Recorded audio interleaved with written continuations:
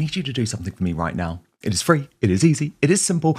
Just hit that subscribe button on YouTube.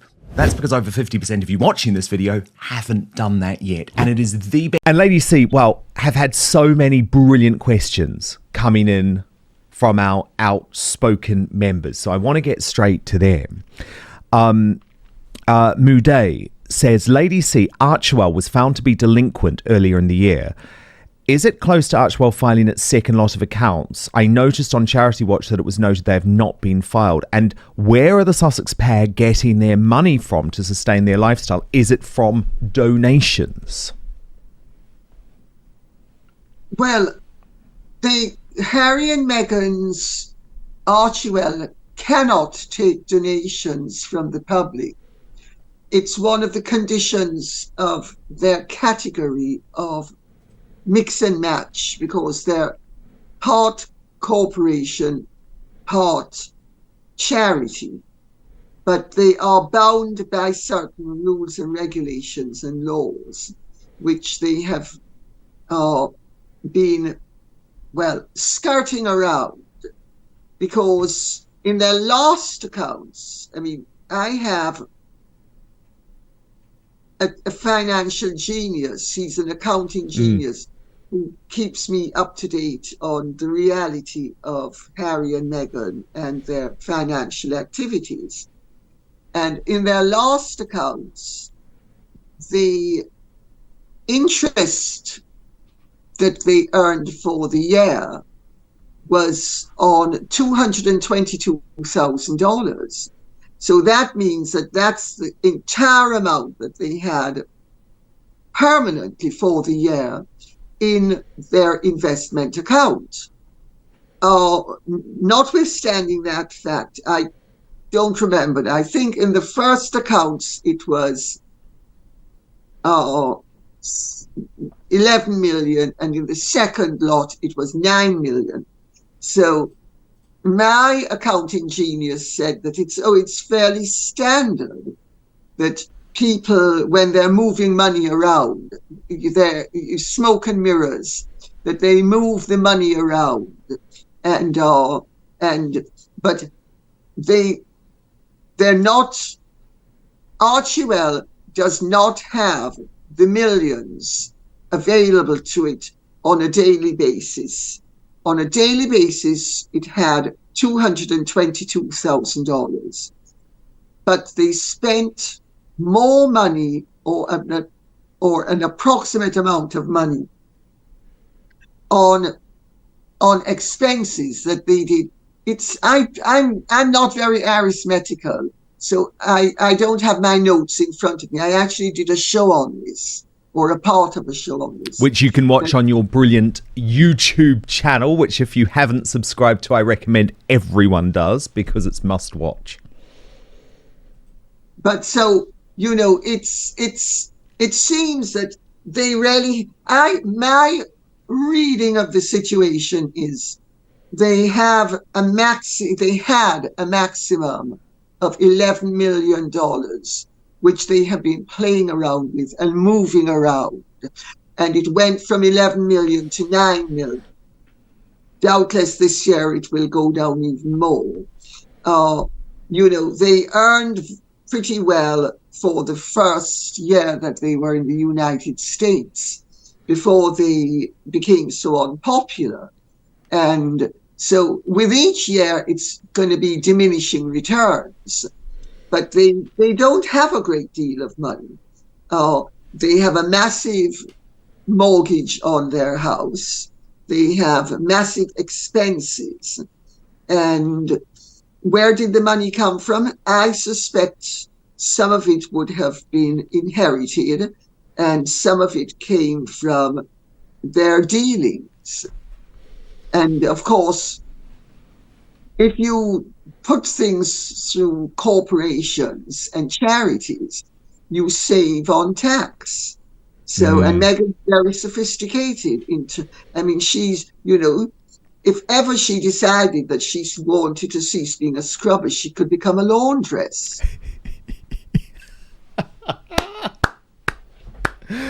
Oh, I bow down to you, Lady C. My goodness, that's hilarious. Okay, Dave Murphy from Australia, and he's a big fan of yours, Lady C. He asks, Harry looks miserable to me. I think he is stuck between a rock and a hard place, but can Lady C see a scenario where Harry could return to the UK, and how would joint custody work in the event he chose to leave Meghan so he could still see the kids?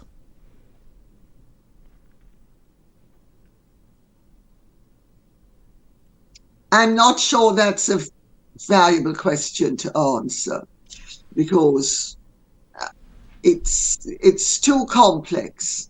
But in a best case scenario, if they separated and if they were divorced, let's put it that way, if they were actually divorced and he moved back to England, he would see the children, presumably some of the time they'd be allowed to come to England, and the rest of the time he'd have to see them in California, unless, of course, she should marry some billionaire and waft off with him. But I think Meghan is going to prove to be like Angelina Jolie. There are some women who will do anything to work over a man, and children are fair game, and they will use the children. And I have little doubt that if there was a divorce, unless it was in Meghan's worldly interest, she would bend over backwards to be as nasty as possible. That's just her personality. Yeah, and it's why Harry was so stupid to move away, because obviously it means the jurisdiction is in California, which is bad for him.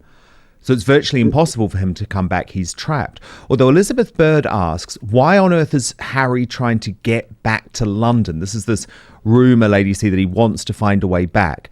Also, does Lady C believe that Harry and Meghan are in fact separated?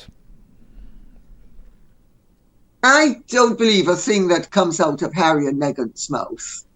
I know that they were trying to say last year, not now, last year, that they were separating.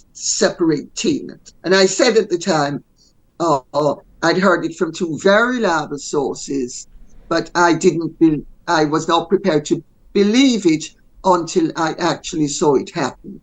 And I know the marriage is very volatile and very up and down, which it would be, because they're both pretty unstable and volatile individuals. But I don't think it's positively volatile.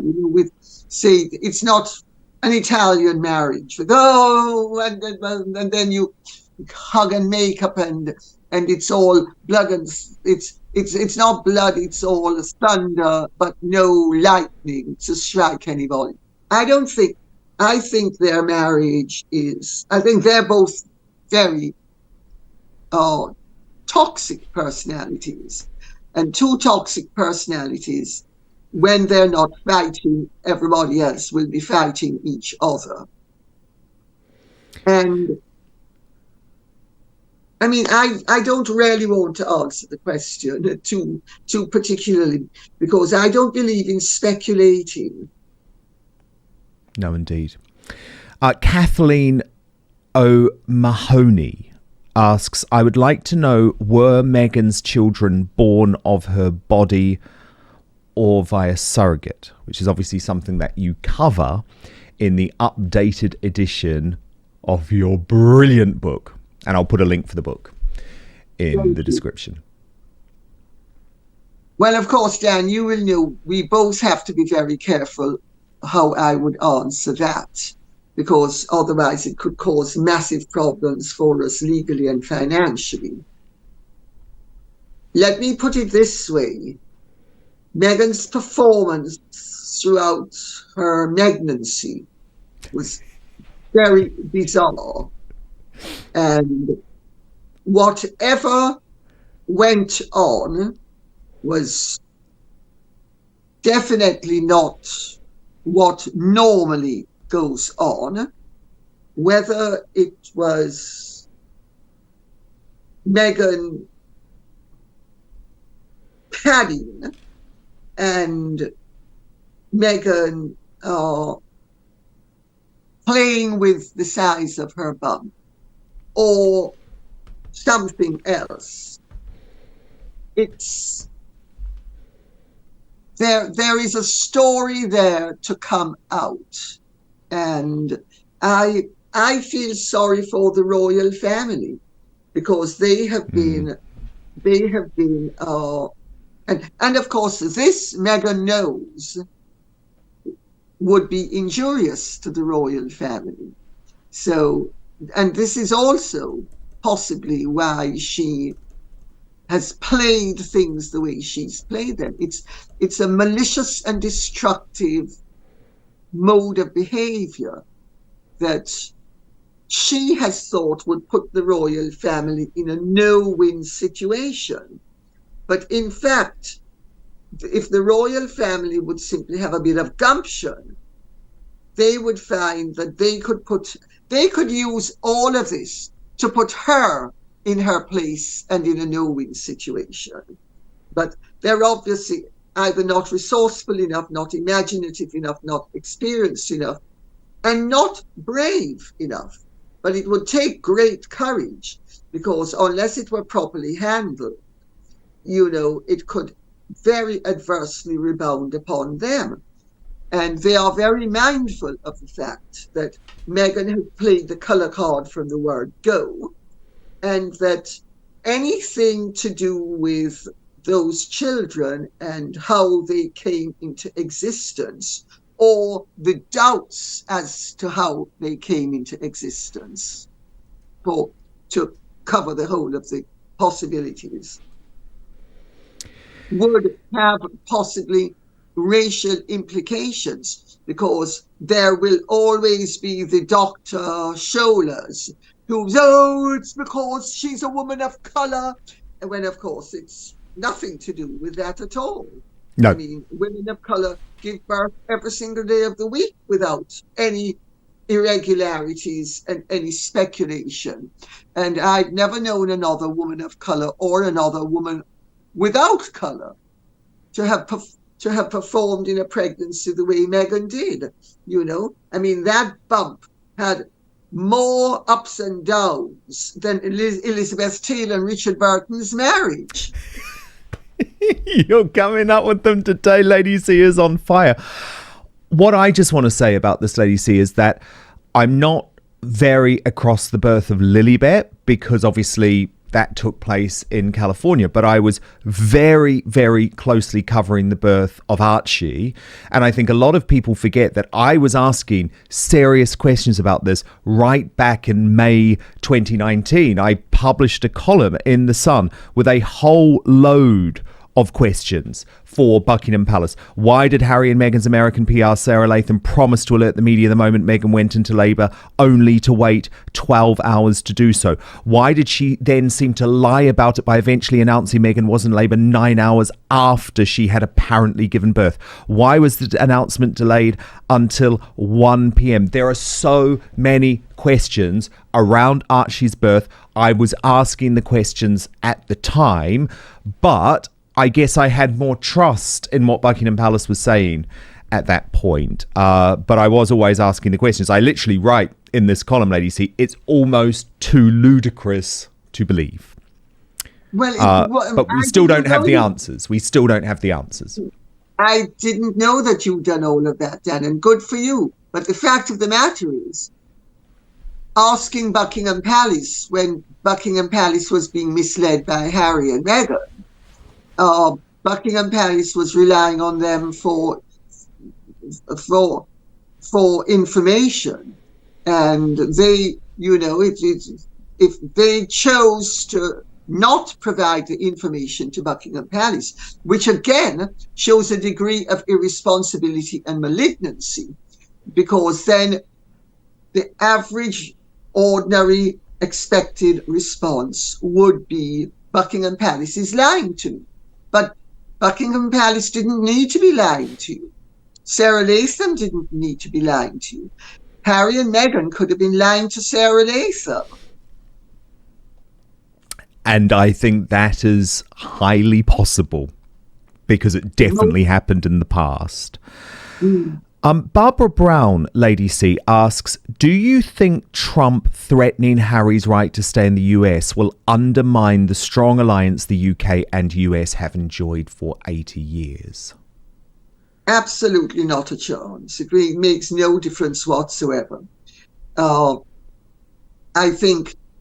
I don't think Trump is, if he gets in, is going to kick Harry out. Remember, Harry was let in under Trump's presidency, not under Biden's. Biden has protected him, but Trump is the one who let him.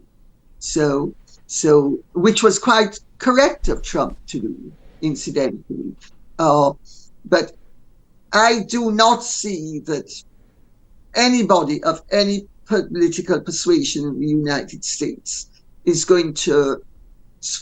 not going to find a way of accommodating the prodigal son of one of its main allies. But if he did, I think it would gain a lot of respect from people on both sides of the Atlantic, and I do not think it would undermine the relationship any more than the relationship has already been undermined by various lawsuits. For instance, the NatWest 3, we are always sending people to America that America says committed crimes, that even when the crimes weren't committed in America, they never send anybody to us. So, we need to grow up and realize that we're the tail and it's the dog, and we should stop allowing it to wag us. Yes. I think we need to have some dignity. Enkiss asks Lady C, does Lady C believe His Royal Highness William the Prince of Wales is acting in the role of Prince Regent, albeit without the title? No, absolutely not. I think he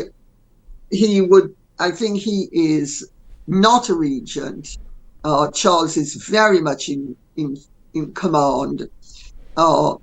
I think in the last years of the late Queen's reign, Charles was incorporated more and more into the role as almost as a mini monarch without being. It was a soft regency, some people say, but I wouldn't have actually said that's actually accurate. I think it was more Charles was very much the vice president and the Queen was the president, and she was in charge, and that's pretty much what's happening again, but Charles is much more, and Charles has the reins very firmly in his hands, in a way that the Queen had started to let go of some of the reins, not all, but some. But Charles he enjoys being king, and he's not prepared to relegate his role and share his power at this point, because he doesn't need to. What he does do is because he's mindful of the fact that it was in his interest as the successor to the late Queen to be gradually more and more incorporated, and he and William are in tandem together, so to speak. But no, it's not a regency, not even a soft regency. It's a very powerful senior partner, and the successive junior partner has some say, but ultimate authority rests with the senior partner. And final question, Lady C, comes from Minnie Newman, who asks, can you ask Lady C if she thinks that William, when king, or Charles sooner, might ask Beatrice or Eugenie to work full-time in the royal family? Zara would be popular, but seems that she doesn't want it. Well, Zara is not a member of the royal family, which people just don't seem to get. You know, her mother is a member of the royal family. It's a patrilineal system. It's not a matrilineal system. So Zara is not a member of the royal family any more than David Linley is a member of the royal family, as Princess Margaret used to say. Just because my children have a mother who's a princess doesn't make them royal. They're not royal. So Zara is, I mean, I'm not saying that they couldn't change the system for people, members of the family who are not royal, to be a part of it. But I have been saying for years that I think Beatrice and Eugenie should be made.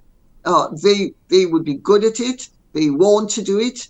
And I always thought it was an act of folly. And I've been saying now for many years, Princess Anne has started to say it, but I've been saying it long before anybody else, that this whole business of a cut-down monarchy was going to prove to be a disaster. It was obvious that it was going to prove to be a disaster.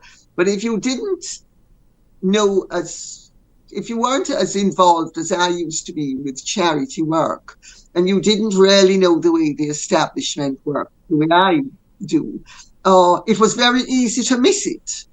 And Charles's attitude, which, and I have to say, I think William has some of that as well.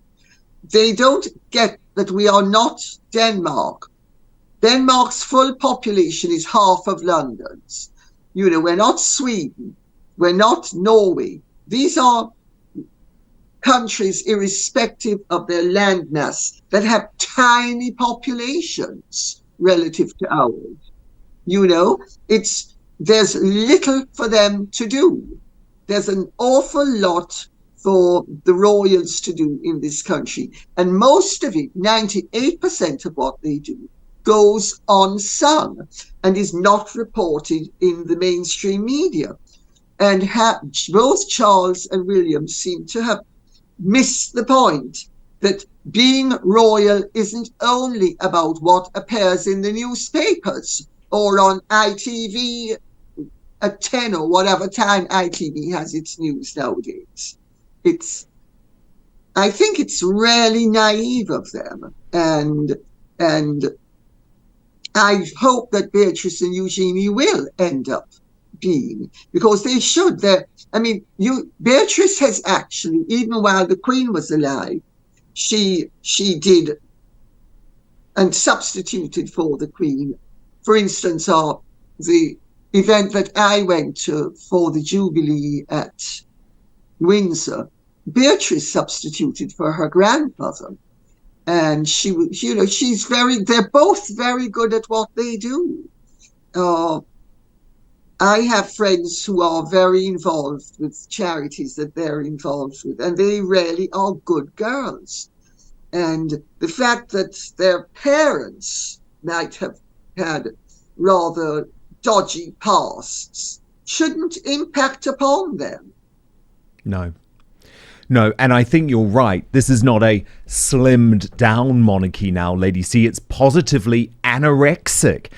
And they need boots on the ground. Today's Royal Update looks at Lady Colin Campbell's latest comments on Prince Harry and Meghan Markle, covering questions about Archewell's finances, their marriage, and the ongoing speculation surrounding the Sussexes.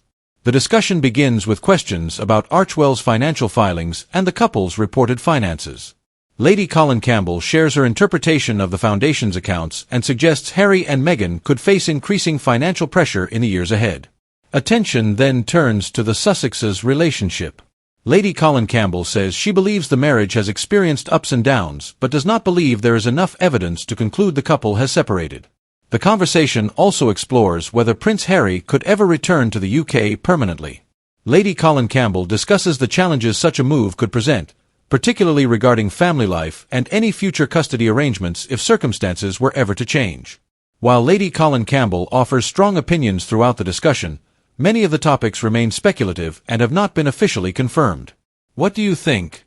Could Prince Harry ever return to royal life, or do you believe his future remains firmly in California? Let us know your thoughts in the comments below, and don't forget to like, subscribe, and turn on notifications for more royal family news and analysis.